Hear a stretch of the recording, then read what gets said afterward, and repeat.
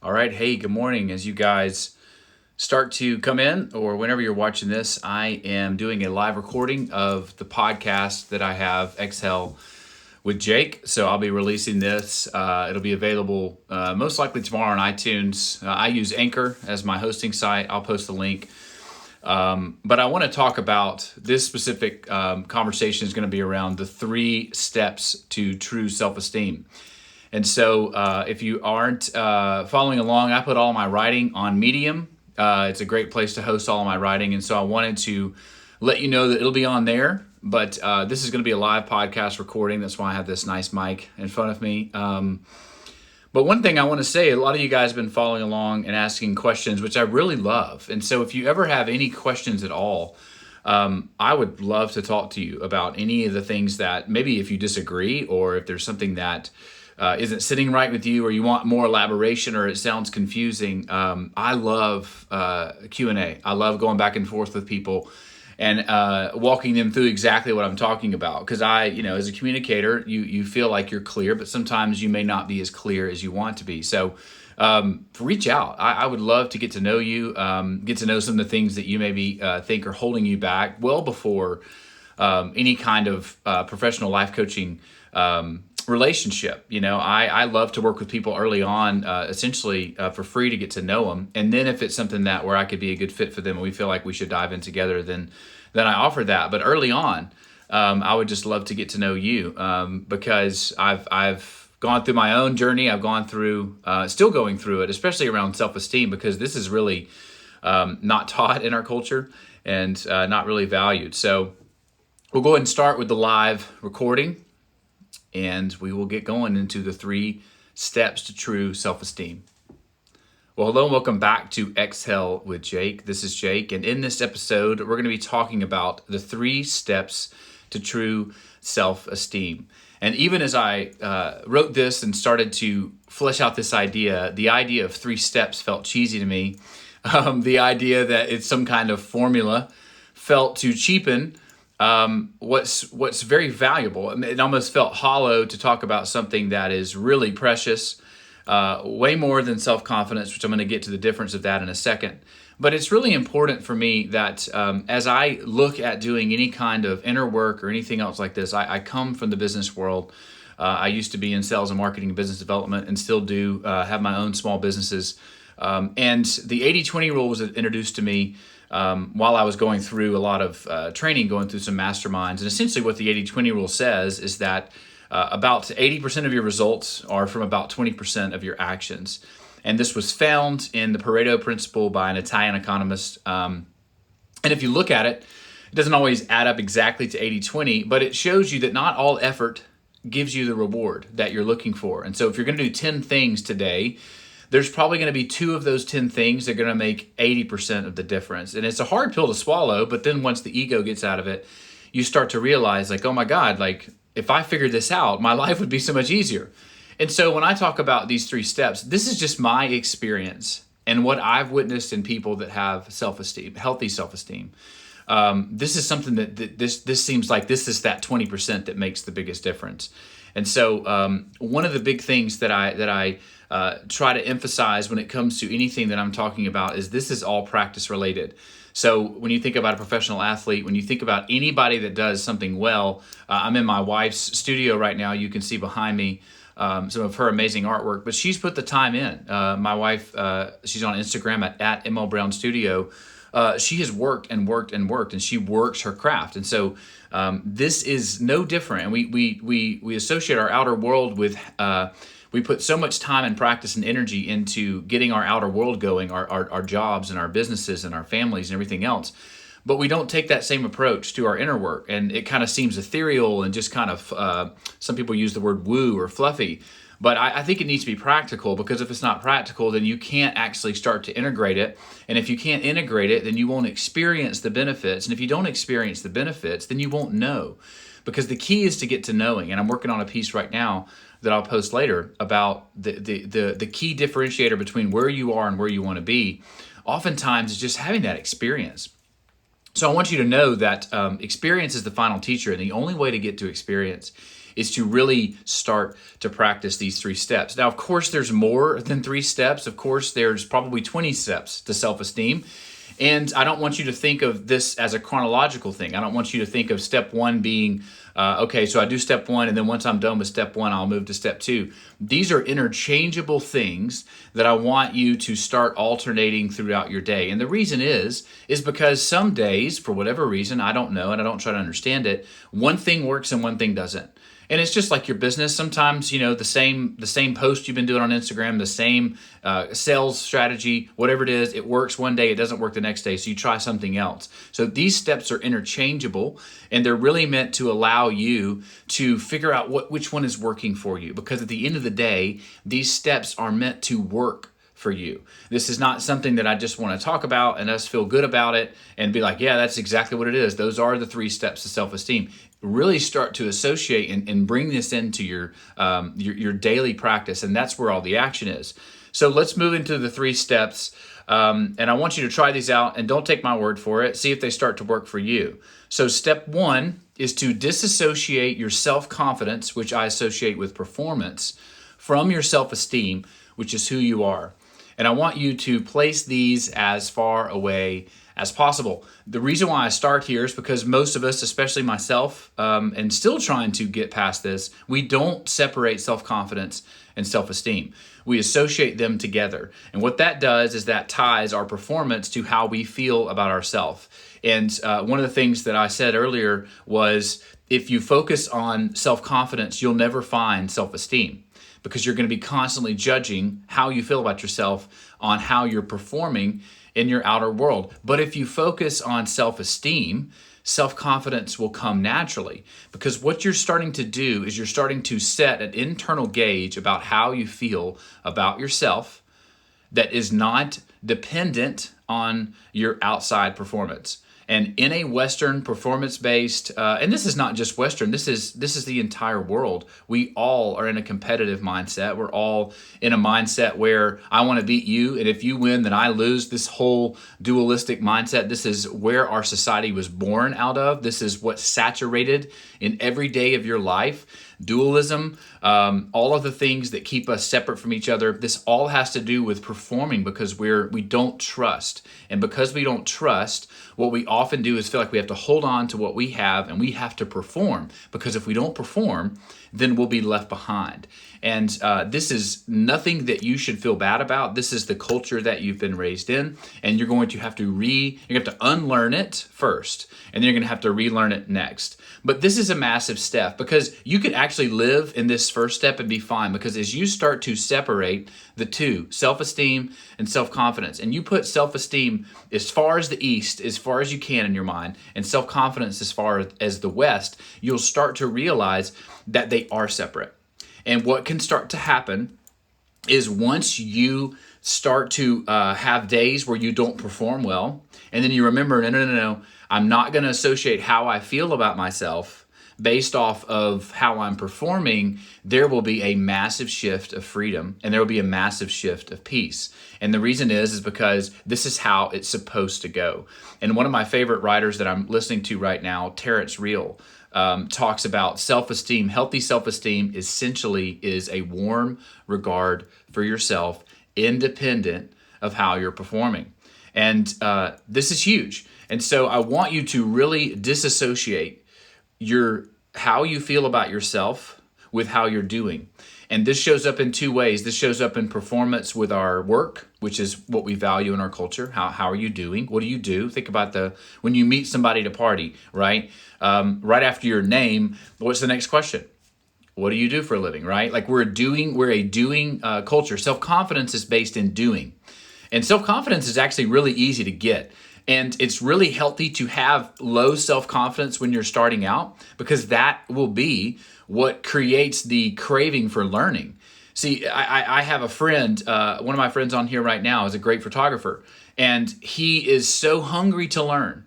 And because he's hungry to learn, because he doesn't have that fake self-confidence, he is learning at a rapid rate, and he's going to end up becoming an extremely successful photographer because he has that willingness to move into learning and that willingness to learn the craft. So sometimes when you fake self-confidence, it actually limits your success in the long run because there's always a learning curve. And the most self-confident people out there are just people that have done it for a long time. Warren Buffett is really, really self-confident in trading. You know why? Because he's been doing it forever. It's the one thing that he does. And so anybody that you see that has self-confidence, it comes from experience. So self-confidence is easy to get, which by its very nature, on the other side of that coin, self-confidence is easy to lose. Because if you start to learn something and then your job shifts or the economy shifts or your business goes out of business or whatever else, this is the key. And this is why you have to separate the two. This is why when you see people that for whatever reason, if the financial crisis was a great way, there was all of these massive hedge fund managers that were committing suicide. And the reason was because they lost all of their self-esteem because everything left. And so you need to make sure and stay into step one where you disassociate your self-confidence, the performance of how you're doing, from your self-esteem, which is who you are. And another way to talk about self-esteem is, how do I feel about myself? Do I like myself? And so, again, this is a truth that I continue to put out. Focus on self-esteem and self-confidence will follow. You don't have to worry about self-confidence. But if you focus on self-confidence, you will never find self-esteem. So step two, spend time getting to know yourself and remembering what you love. This is one of my favorite ones. It's also the hardest to do. And the thing is I want you to think about at the onset of a romantic relationship that you've been in the past. Whatever it is, think about the beginning of a romantic relationship. You are obsessed with finding out what the other person loves. Think about it. Like you wake up and you're thinking about them, but you're not just thinking about them. You're thinking about what do they love, and so you just figure out, oh, they really like. He really likes Boston Red Sox. I'm going to go and grab him something from the Red Sox, or she really likes this, or whatever it is. You're just, that's how the relationship starts. And when you remember this and you start to focus on when you look at how this happens with the relationships and everything else, you quickly realize that you don't do this for yourself. And most of us are not taught early on how to nurture ourselves. And this is something I say a lot lately that's ringing true for me, is that it's easy to get lost in this. It's easy to forget who you are. It's easy to forget your self-esteem and where that is, but it's really easy to find it. And because it just comes back to, what do you love? And coming back to yourself, to ask yourself these questions of, what do I like to do? Like, even when I was a child, like one of my favorite writers, Julia Cameron, she wrote a book called The Artist's Way. And what she calls an artist day. And so this is essentially, each week you take your artist self, your childlike self, out on a date. You don't go with anybody else. You go by yourself. And it's only meant for you. And what's great about this is you pick one thing that you love. So maybe it's going to the local art museum. Maybe it's going to the zoo. Maybe it's going to see a movie that you haven't seen in a while. But I want you to know that this is a simple process that sounds extremely silly to date yourself, but you're gonna meet a lot of resistance. But what happens on this is, on this simple, silly little action, it starts to register deep within your subconscious that you really are starting to value yourself. When you take a little bit of time each week to focus on what you love, even asking the question, maybe today the small thing that you can do is get a journal out and just ask yourself, what do I love? What have I missed? Like I said this earlier, I love 90s Halloween movies.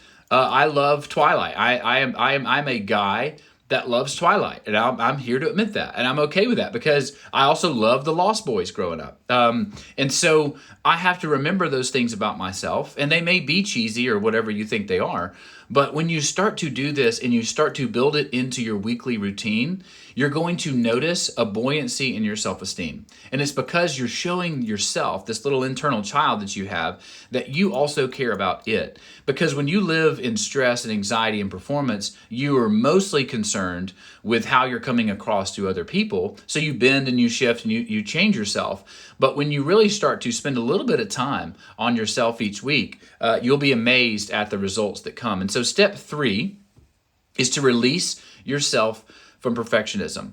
And a term that I'm using right now is called forgive forward.